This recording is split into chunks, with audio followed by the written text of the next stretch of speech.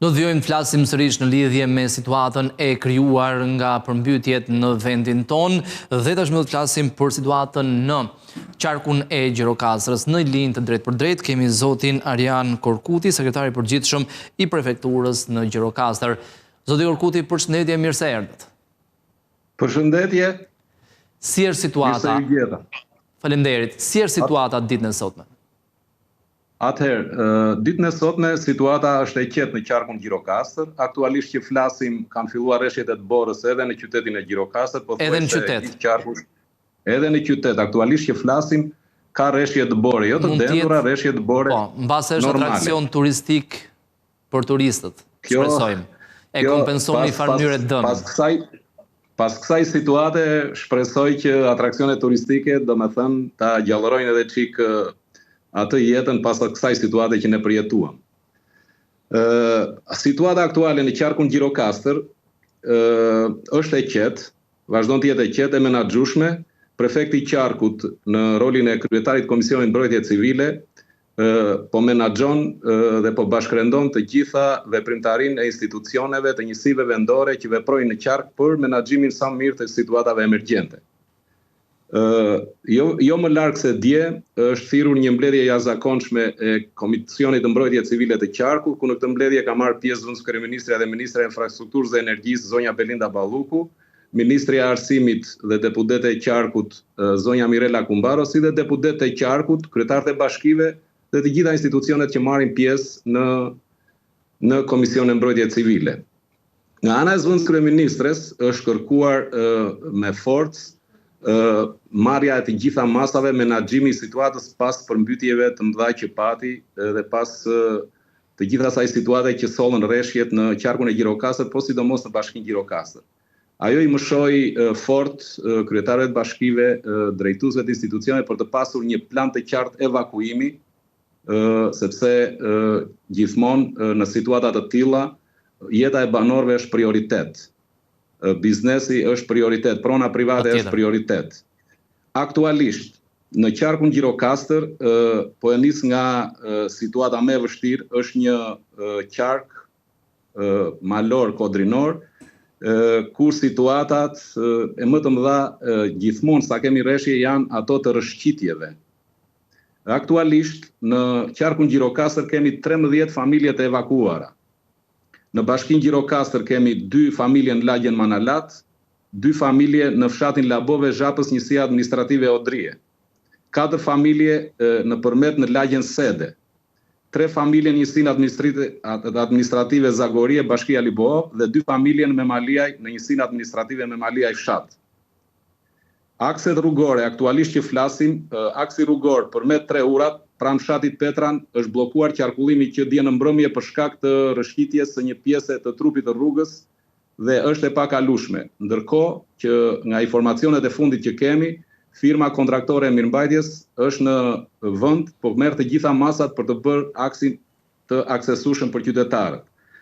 Aksi kombëtar Tepelen Gjirokastër në vendin e quajtur Shkalla e Zez, pra fshatit Hormov, sensi i kalimit është me një kalim për arsye të rënies së inerteve, të shkarjes së dherrave dhe po monitorohet nga strukturat e emergjencave civile, policia e shtetit dhe policia rrugore.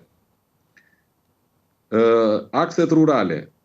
Për akset rurale mund t'ju them se po punohet në njësinë administrative Antigone, bashkia Gjirokastër, për dëmtimin e një ure të vogël e cila bën të mundur lidhjen e 3 fshatrave, Tranoshisht, Saraqinisht dhe Krin. Në njësinë administrative Lunxhëri, në bashkinë Gjirokastër, po punohet dhe po pritet të bjerë niveli i ujit për të riparuar rrugën që çon drejt fshatit Doksat, pasi aktualisht është e bllokuar. Është hapur rruga e fshatit Tërbujt në njësinë administrative Odrije, pasi ka pasur shkarje të dherrave, rënje të inerteve dhe aluvione të shumta, dhe me ndihmën e forcave të armatosura është bërë mundur hapja e këtij aksi. Mund t'ju them aktualisht, duke qenë se pak më parë përmendëm që në qarkun Gjirokastër ka filluar bora që ditën e djeshme në zonat malore, kemi të bllokuara akset rurale të tilla si në njësinë administrative Frashër, përmet është e bllokuar. Njësia administrative Zagorie dhe Pogon, njësia administrative Zagorie, Bashkia Libohov, njësia administrative Pogon, Bashkia, sepse janë dy njësia administrative që lidhen në bashki të ndryshme, janë të bllokuara. Në bashkitë e Pelen, njësia administrative Kurvelesh është e bllokuar nga Bora. Dhe në njësinë administrative Picar, Bashkia Gjirokastër, fshati Golem është i bllokuar nga Bora. Në lidhje me nivelin e ujit në lumin Vjosa, në pikmatjen me Maliaj, nga informacionet e ditës së sotme, niveli është 3.8 metra, kurse në pikmatjen nivelit përmet është 2.5 metra, çka tregon që Vjosa ka rënje të konsiderueshme të nivelit, sepse kjo kondicionon edhe situatën në bashkinë Fier, në qarkun Fier dhe në qarkun Vlorë. Pra kjo mund përkthehet një lajm i mirë për zonën fushore të Vjosës, përkatësisht në Fier. Po. Do me thënë, aktualisht që flasim, niveli është drejt rënjes. Që është një lajm shumë i mirë. Për sa i përket situatës energjetike në qarkun Gjirokastër. Zonat malore, njësitë administrative malore, të cilat ne i përmendëm që janë të bllokuara për shkak të dëborës, në bashkinë Gjirokastër, aktualisht pa energji janë fshatrat Golem në njësinë administrative Picar, Gjat, Karjan dhe Kakos në njësinë administrative Lungëri. Po punohet nga ekipet e OSHS të cilat janë në terren, po për shkak të kushteve shumë të vështira, ju dje besoj keni ndjekur edhe operacionin që u zhvillua me forcat e armatosura për furnizimin me energji të njësisë administrative Lungëri. Në Zagorie, në njësinë administrative Libohov, njësia administrative Zagorie është pa drita. Gjithashtu edhe njësia administrative Pogon në bashkinë Dropull. Kemi mungesë të energjisë elektrike në disa fshatra të përmetit, Gostivisht, Ogren, Frashër, Zalavan e të tjerë. Gjithsesi, është për të përmendur fakti se të gjitha strukturat e emergjencave civile, forcat e batalionit të dytë këmbësorisë në Gjirokastër, forcat dhe të gjitha mjetet e bashkive janë në terren për normalizimin sa më shpejt të situatës të krijuar si rrjedhoj e rreshjeve të 2 ditëve të fundit.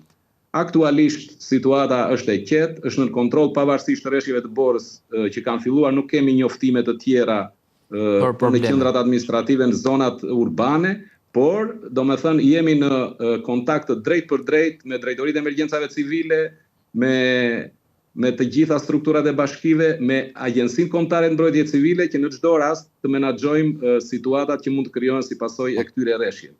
Edhe një pyetje, zoti Korkuti, në lidhje me vlerësimin e dëmeve të shkaktuara nga përmbytjet ka filluar procesi i rivlerësimit apo jemi ende herët, fillimisht kalohet situata, pastaj mund të fillojë? Jo më larg se dje në këtë takimin e Komisionit të Mbrojtjes Civile që ne zhvilluam, nga raportimet që kryetarët e bashkive bën në këtë komision, unë mund t'ju pohoj se në bashkinë Gjirokastër, ku situata ka qenë më e vështirë se në të gjithë qarkun Gjirokastër, është deklaruar nga ana e kryetarit të bashkisë se janë ngritur 2 grupe pune për evidentimin e dëmeve që kanë ndodhur qoftë në banesa private, qoftë në biznese, qoftë në rrugë, qoftë në të gjithë territorin e bashkisë Gjirokastër. E rëndësishme është që furnizimi me ujë në bashkinë Gjirokastër dhe në territorin e qarkut ka qenë i pandërprer. Kjo është një lajm i mirë, sepse në situata të tilla kuptohet që përveç dëmeve është edhe shumë e rëndësishme furnizimi me energji elektrike dhe me gjithashtu nga ana e zëvendës kryeministres në takimin e Komisionit Mbrojtje Civile është thënë qartë që qeveria shqiptare ka një fond rezervë dhe pasi të kryhet procesi i evidentimit dhe i konstatimit të dëmeve, do të shpërblehen si banesat private, si njerëzit dhe si bizneset, do të shpërblehen mbi bazuar në ligj dhe mbi dokumentacionin që do të krijojnë të gjitha njësitë vendore në qarkun Gjirokastër. Zoti Korkuti, ju falenderoj për gjitha informacionet, për përditësimin e plot të bërë në lidhje me qarkun e Gjirokastrës. Faleminderit, punë të mbarë në vijim.